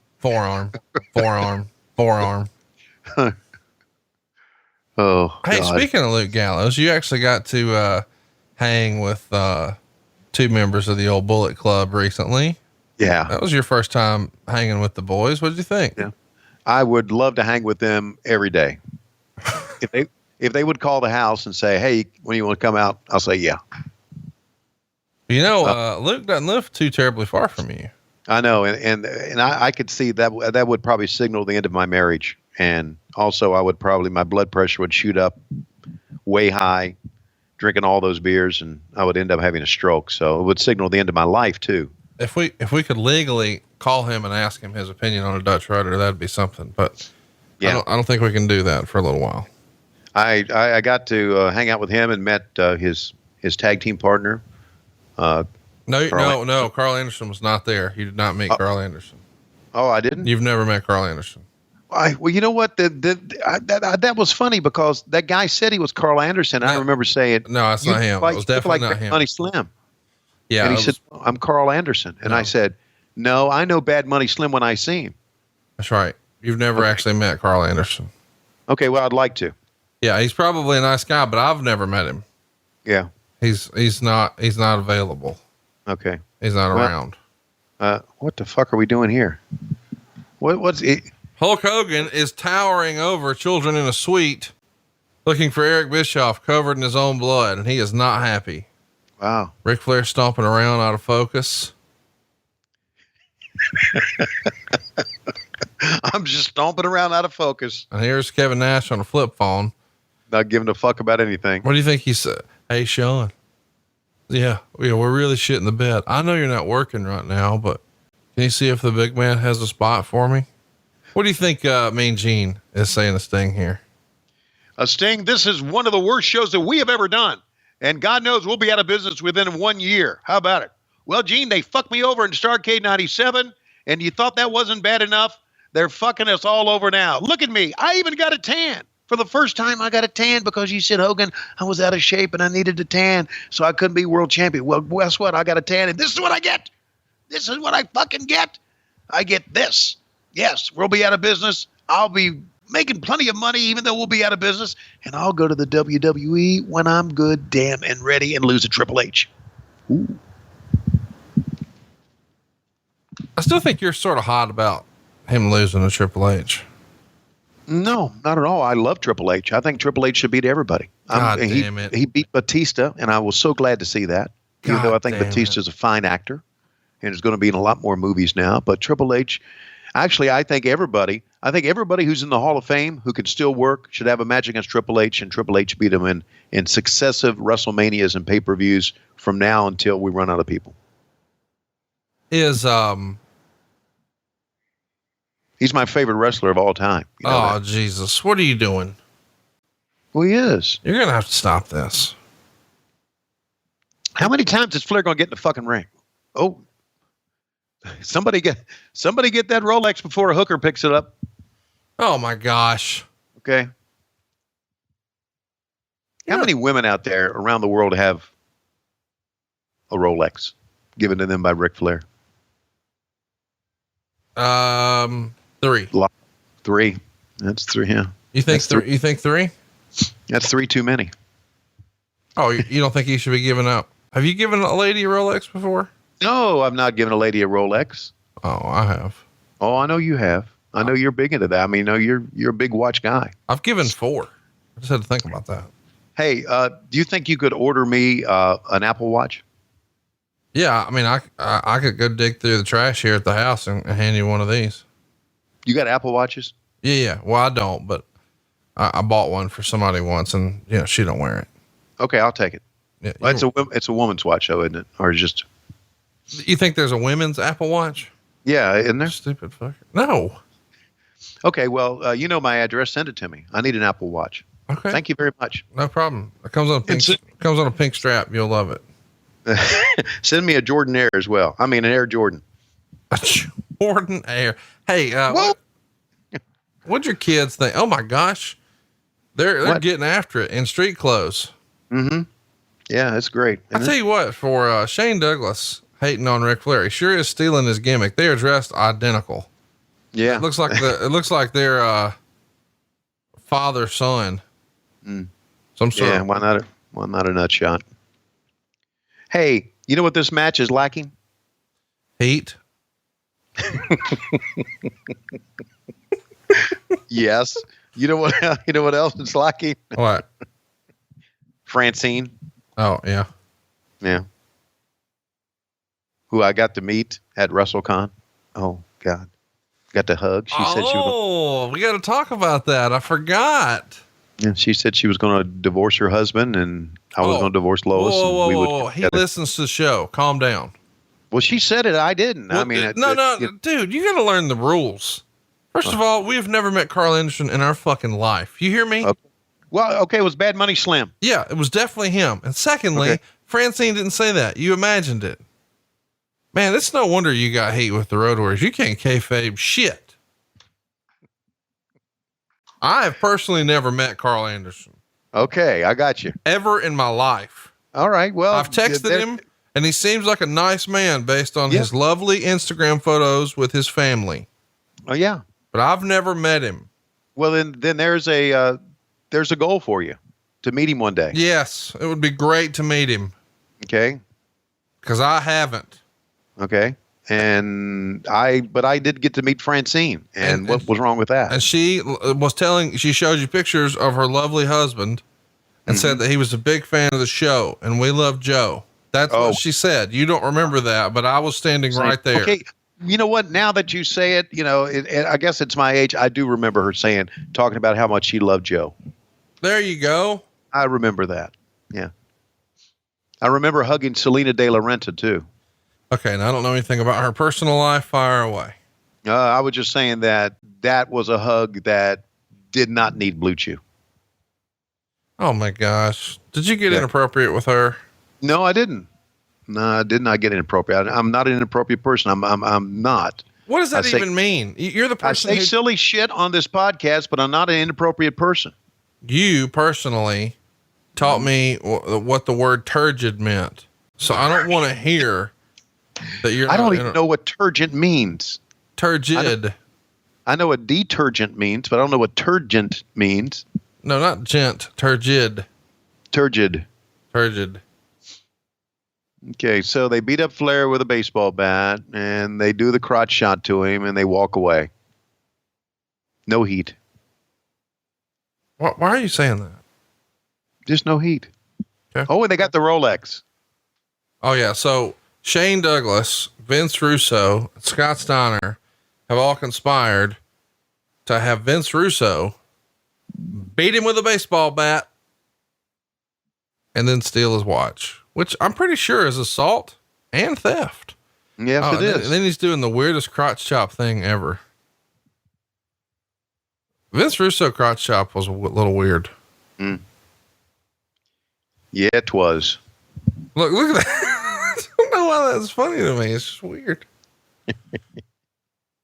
Tony, have you ever done a crotch chop in real life? I have not. Can we get you to do one? You mean, like right now, or you want to put it on? Yeah. Why don't we do it? Let me have you do it like on social media. Okay. You could like find somebody in like a Florida Gators jersey and you could just have them get it. And do a crotch shot. Hey, we haven't talked about it in a little while. Oh my gosh. What's worse about this? The the bat shots from Vince Russo, or that this segment is sponsored by Wendy's Monterey Ranch Chicken? Seriously, who the fuck goes to Wendy's and orders a Monterey Ranch Chicken? Well, there'd be a lot of people back in that day would probably do it. It was such a hit. They don't make that shit anymore. Yeah. But I mean, in 2000 they did. And, don't support this. Yeah. I support all of our sponsors. They're back not then. Oh, fuck them. They're not giving us any money now. Besides, if they were, we would say, listen, they got this new Monterey chicken sandwich, but what we really recommend is a Frosty, a double stack, a spicy chicken sandwich. Those are the staples of Wendy's. Or a triple with cheese. Well, goddamn.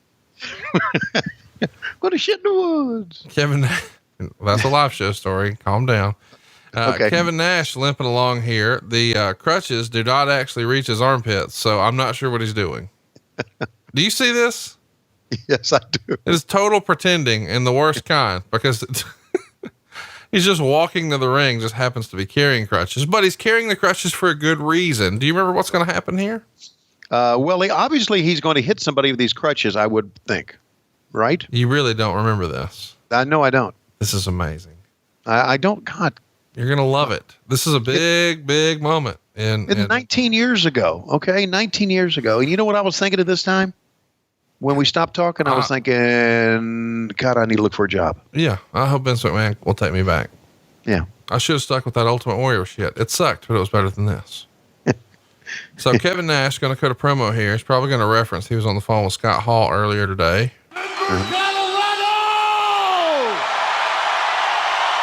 You know, marijuana is legal up there now, right? That's what I understand. Can we do a live show up there next year or this year? Yeah, we should. I've recently been reached out to by a fellow up there who brought Bruce and I in last year, and he'd like to bring you and I in. Well, and here's a little inside information. Okay. You and I are going to do a lot more live shows. Oh, really? Yes, we are. I mean, just at Comic Cons because you want to nerd out, or what are we doing? No, well, that too. But I'm going to my summer times are going to be filled up with live shows. What? You're going to make time to do it? Yep, I am. Well, this is breaking news. This is a change in attitude and direction. What brought this on? Did Lois finally tell you she needs that divorce and you got to raise some funds, or what are we doing? No, what brought it on was leaving New York City that day, realizing that I'm approaching my life the wrong way here. How do you mean? Well, I love baseball and baseball loves me, and I love doing games. As a matter of fact, as you and I are talking right now, I'm in the press box, but my home is pro wrestling. Dude, that makes me happy. Yeah, I realize that. I realized that I've run away from it too long. Well, fucking A, man. That's awesome. That's a real sincere moment here on the show I didn't expect. Yeah, there you go. Neither did I.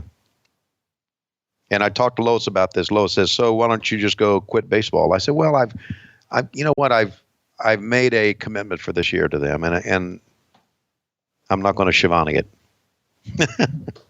So anyway, so yeah, you can't run away from who you are. So you had a good time in New York. Oh, I had a great time in New York. Had a great time in New York doing, our show. I thought we had a great crowd for our show with Eric, and got to hang out with you guys, at a bar, and Bad Money Slim was there, and I thought he was somebody else. And then I also got to do JR's show, or Bruce's and JR's show, and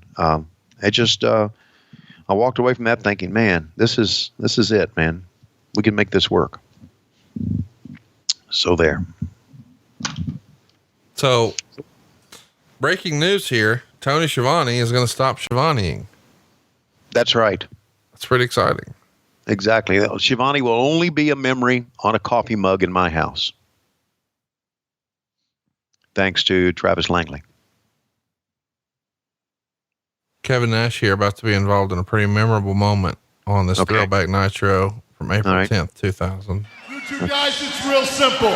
But if you're going to come down here, bring your bat, bring your chair, most importantly, bring your balls. Oh boy, message heard and received, I guess. Wait, hang on. What's this? Holy. That is Mike Awesome. He's the heavyweight champion of ECW. The last time we saw him, he had that belt, and what's he doing here? Doesn't he have some kind of title defense? He's got a lot of nerve just walking on this program. Mike Awesome, the ECW World Heavyweight Champion, just wiped out Kevin Nash.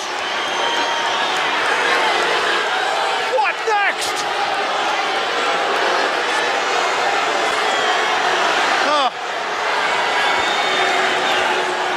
I can't. When I heard Bischoff and Russo were back in the saddle here at WCW, I knew this was just too sweet of an opportunity to pass up.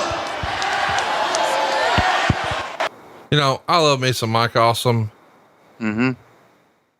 But boy, that motherfucker should have been banned from picking up microphones. You think Hulk would have wiped the blood off his face by now? Or it just kept bleeding, maybe? He's trying to get some heat, brother. Trying to make some sauce for the pasta. Call it Pasta Mania, brother. So allegedly, and by the way, look at this. What the fuck? Let's just fucking destroy. Here we go. Why not? We got it in the budget. Let's destroy a limousine. The White Hummer is back, and it crashed in the Hogan's in that limousine. Good night, the White Hummer. Hogan. Oh my God. Hulk Hogan is in that limousine talking to his attorney. He's talking to his people, and the White Hummer is back from last summer. It's not done. Who's driving the Hummer? I never thought I'd say that again. It's Bischoff. Oh my God. I should have known. With a White Hummer, Hogan. Find your way out of that. With Billy Kid. So Bischoff runs down Hulk Hogan, who's a lame duck in the back of a limo here, making calls on his flip phone, his Nokia. Right. And Billy Kidman was riding shotgun, and one after another, Eric rams into it. It's got this really cool bar on the front. The Hummer took no damage in this, but this old school, like 92 Lincoln, limo is, it's seen better days. Yeah. We probably had to buy this Lincoln. Oh, of course. You guys have had, some interesting out of the ring things that have happened in WCW, but this one in particular. And by the way, now Billy Kidman is going to run down Hogan while he's on the gurney, and they're going to spray paint his white t-shirt with a red NB for New Blood. So sort of ripping off the old NWO stuff, except now with red spray paint on a t-shirt, not their back. NB. Falls a little flat. I mean, the WWF had been doing these crazy stunts with cars and things like that backstage, but that attack with the limo or the Hummer, not that cool, not that devastating, but I guess it is sort of a cool payoff that we get to see who's driving it, because there was the famous Hummer skit we never got paid off. Right. And this one, we know for sure it was Bischoff and Kidman. We see him climb out. But what I wanted to talk about, because there's so much going on this show, is the Mike Awesome appearance. Allegedly, Paul Heyman said that he had a contract, and Awesome didn't believe he did. Jeff Jones would say Awesome was offered a contract but never signed it, so therefore it wasn't binding. That's at least what Mike Awesome told him. And Mike Awesome had never missed a shot, but the weekend prior to this, he missed the first house show of the Loop. I believe it was Friday night. And it was blamed on him missing an airplane, and it really not considered all that alarming because he'd never missed a show before and maybe he was due. So it wasn't, anything necessarily to get worried about. The next day though, allegedly, according to the Observer, Mike Awesome did not show up on time. So Jeff Jones called him and said, "Oh, he just landed at the airport. He's on his way, but he'll be late, but he's coming." And he never made it. So people have sort of figured out what's coming. And allegedly on Sunday, Paul Heyman tried to get a protection order, a restraining order, to keep Mike Awesome from appearing. That was not successful. He starts the back and forth, and Paul Heyman would apparently leak to the Observer that there was a 6-figure settlement rumored to be $300,000, and other concessions like the belt will not appear on TV, and Mike Awesome will not appear in ring gear. He'll appear in street clothes, and it'll be, a cash settlement, a cash payoff to ECW. And he's going to be available to drop the title in just a few days at an ECW event. Eric Bischoff denies every bit of that and says that's all total bullshit. What was not bullshit though, is that Bubba the Love Sponge actually spoiled it earlier that day on Tampa Radio, his Tampa radio show, where he said that Mike Awesome was coming into WCW and had signed a contract as such. What do you remember about the Mike Awesome debut and any sort of back and forth during the day about he has a contract, he doesn't have a contract? Okay. So you want to know what I remember about it? I mean, I know the answer, but go ahead. No. Here's what I do remember this part. Here's what I remember about it. I remember him rolling in the ring and Terry Taylor saying in my ear, "That's Mike Awesome, the ECW heavyweight champion. Say that." And that's when I knew. I didn't know Mike Awesome was rolling in the ring. I didn't know what to say when he rolled in the ring, but I was told to say that. And that's what I remember about that. I didn't know about Bubba the Love Sponge. Obviously I never read the Observer. I stayed away from that shit. And that's what I was told. And that's how I found out. So. Do you think, that was a little bit like the Enzo and Kaz thing for you, where all of a sudden you don't know what's going on and then it just shows up? I mean, you were usually smartened up beforehand, but they were keeping that one from you, right? Right. Yeah. They kept it from me. Yeah, that was somewhat like that. I guess I mean, it's because, I didn't, I never did refer to ECW on our stuff. I didn't watch ECW, as we have documented very well on this show. So, it was kind of a surprise to me when Mike Awesome rolled in the ring. I didn't even know Mike Awesome was in ECW. Didn't. There may be people listening to this podcast that are saying, "You know what? That's bullshit, Schiavone knew." I didn't know. I didn't know who worked for ECW. And I didn't know he was the ECW champion. I didn't know any of the backstage maneuvering and what Heyman said and what Heyman leaked and what Bubba the Love. I didn't know that. Because you know why? Because I didn't give a shit. To me, that wasn't, to me, and I don't know if being out of the loop with all the smart shit was good or bad for me. But I always thought it was good for me that I would approach it just as a regular WCW guy. I was always out of the loop in that stuff, and that's the way I wanted it to be. Now, if they would have come to me and said, "Hey, Mike Awesome's going to show up. We need you to say he's the ECW champ," but they kayfabe me on that, and that's fine. I didn't care. Meanwhile, the winner of this is going to face Jeff Jarrett. Is that right? Yeah. Yeah, at Spring Stampede for the WCW World Title. You got it. Okay, so I got that right. Are you excited? I remember that part. Yeah, no, not really. Oh, okay. Okay, because Jarrett's out there. Oh, we're going to cost another female. Gee whiz. Boy, times she has changed. Oh, Vampiro, what the fuck?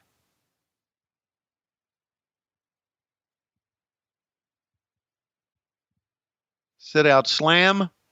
Okay, get out of the way. You got it. You did the angle. And it's going to be Diamond Dallas Page as Vampiro walks away on into Lucha Underground.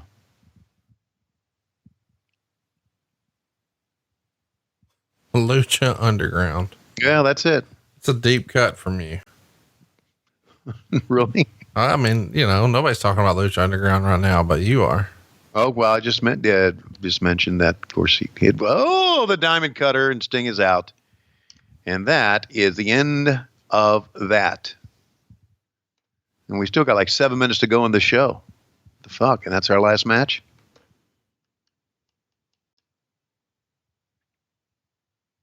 Now, why doesn't she just cold cock Diamond Dallas Page? Why? You mean because everything else has just been so schmoz? That's right. Yep. Why not? Ooh. Oh, Lord.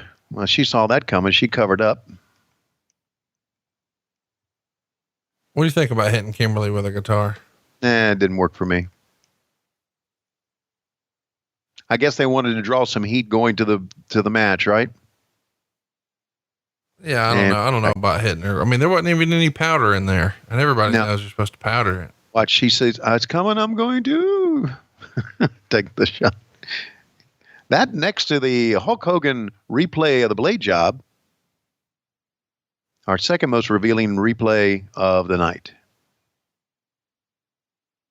The Hulk Hogan Blade Job was way better. Yeah, it was. God, that tickled me. Oh. I mean, that's kind of on you guys though. Like, you're supposed to shoot around that. Yeah. Hey, you know what? It's on Craig Leathers. Don't blame me. Don't say you guys when that fucker can't cut up a show. What? Whoa. Are you getting hot on him right now? Fuck him. Okay. Didn't know you felt like this. Yeah. AEW hasn't hired him, have they? Well, I mean, if they have, you kind of fucked yourself, Well, I don't give a shit. Okay. I do give a shit, but I ain't doing that shit again. I ain't going through that. I ain't going through that political maneuvering. If you think political maneuvering was bad between the boys backstage, production wise, you have no idea. And I'm not going through that again in my life. So it's like that, huh? Just like that. Nope. No, thank you. I'll just hang out with a good old Connie and do a podcast. Listen, and do some motherfucker, you don't get to call me Connie. All right. Okay. Sorry. That's for another show. And I'm not going to let him say slam dick. Yeah. Just between, I don't want to step on your toes with your newfound buddy. Oh,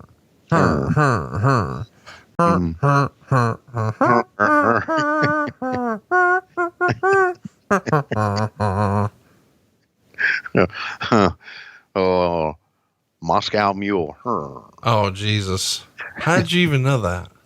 Cause he had him at the show. You were there for that? Oh yeah. I forgot. You were there. Yeah, I was there. Yeah. That was a long day. Yeah. Well, what is it ever? A lot of alcohol consumed that day.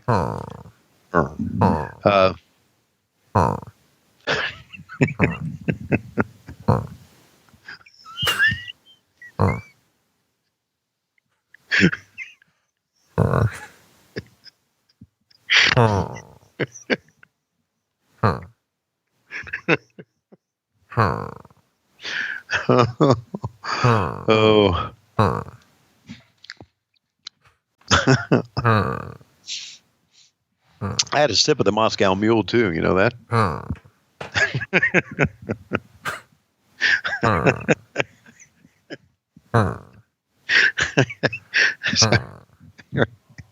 Are you stuck?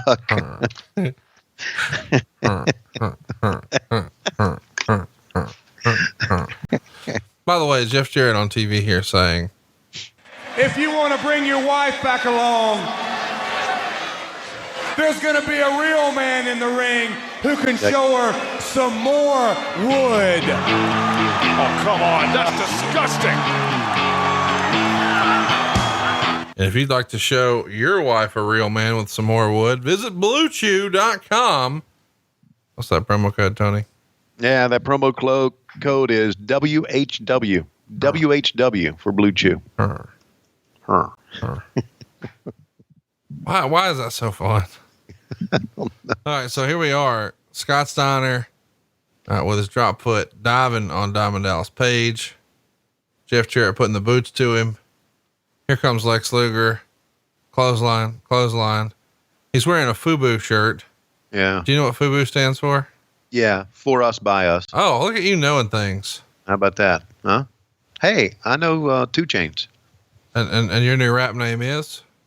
3 Chains with an S. I like it. Oh, so not a Z. You're dropping the Z. That's his gimmick. I don't want to take that gimmick. Sure, I get it. Okay, here's my question in all this. Who do you cheer for? Who's the baby face?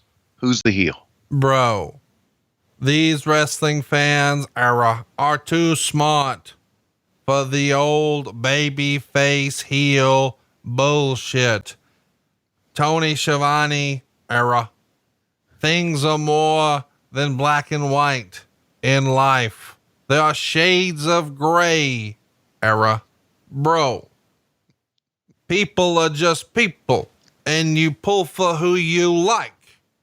So if you like the young guys, the upstarts like Buff Bagwell, who's only been here 10 years, bro, or maybe you like an upstart like Ernest the Cat Miller, who's 74 years old right here, bro. And bro, I know that's true. And I know we don't look it, but I asked Ernest about it and he told me black don't crack, bro.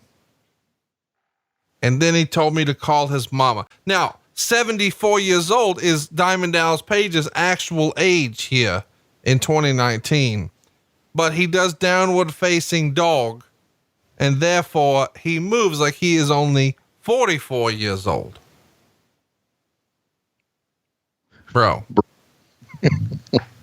Yeah, so I think the gimmick here is, whether you like the young guys, like the old guys, you just pull for who you like. He's moving away from the traditional babyface heel thing a little bit. But if you had to fall on a side, then clearly the new blood are the bad guys. They're spray painting Hulk Hogan. They're running him over with a Hummer. They're hitting, guys' wives with guitars. So the new blood are the bad guys. That makes these guys, Eric Bischoff and Vince Russo, the heel general managers. Boy, I've heard that before. Yeah.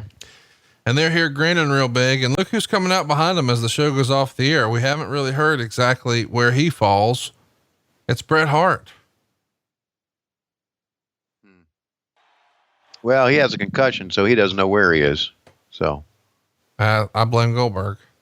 Mm-hmm. I know you do.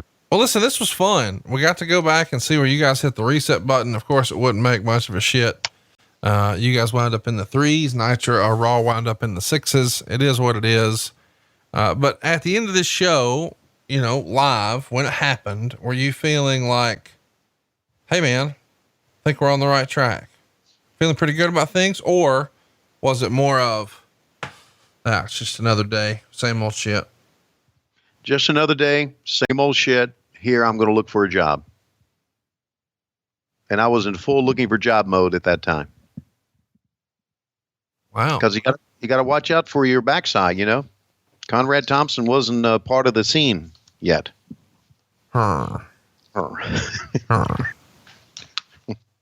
Moscow Mule.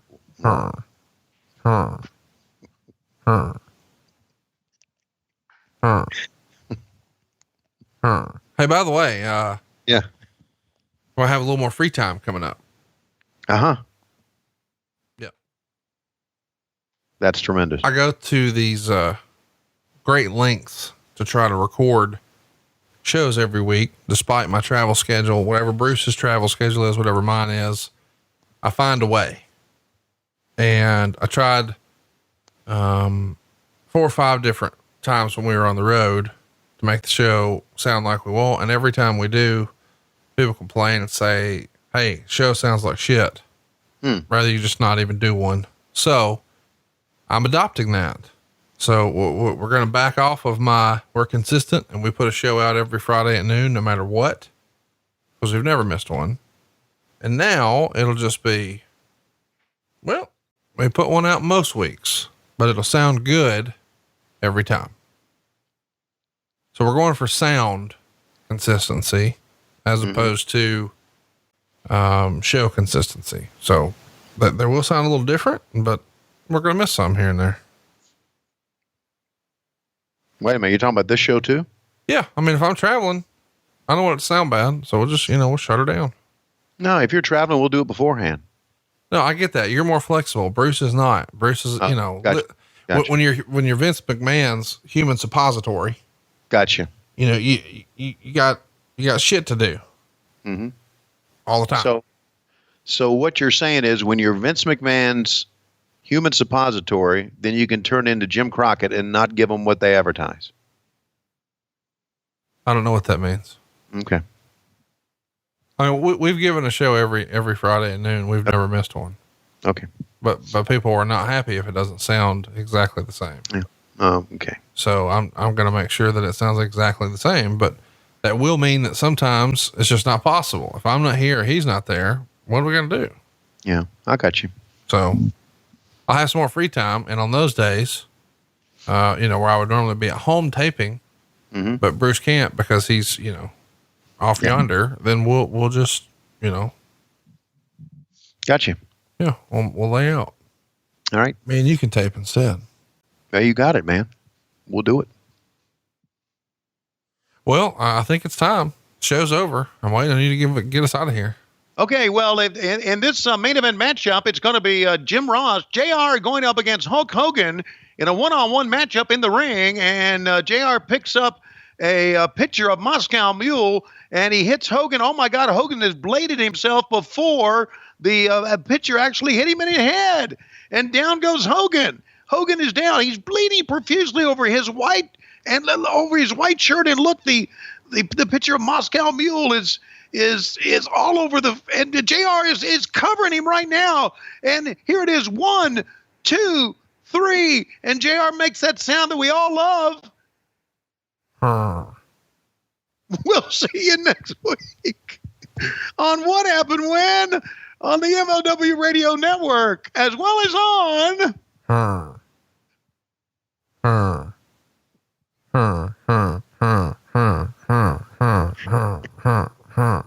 Patron.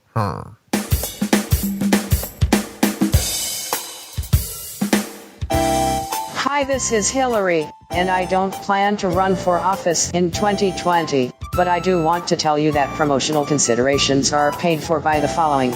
Boxofgimmicks.com, with new items each week, the official store of What Happened When, something to wrestle with, and 83 weeks, and by patreon.com/WHW Monday. Join Conrad Thompson, Tony Schiavone with bonus podcasts, behind the scenes videos, and weekly chats. And by LoisRules.com, get all your t-shirts from What Happened When right now. And by What Happened When, live in St. Louis Saturday, June 22nd at 9 o'clock at Off-Broadway. Tickets available at etix.com. And What Happened When, live in Baltimore Sunday, June 23rd at noon at Jimmy's Famous Seafood. Tickets available at jimmysfamousseafood.com. And by StarCast 2, coming to Las Vegas May 23rd through the 26th as part of Double or Nothing Weekend. Go to StarCast.com for more information. Now, where did I put my cell phone?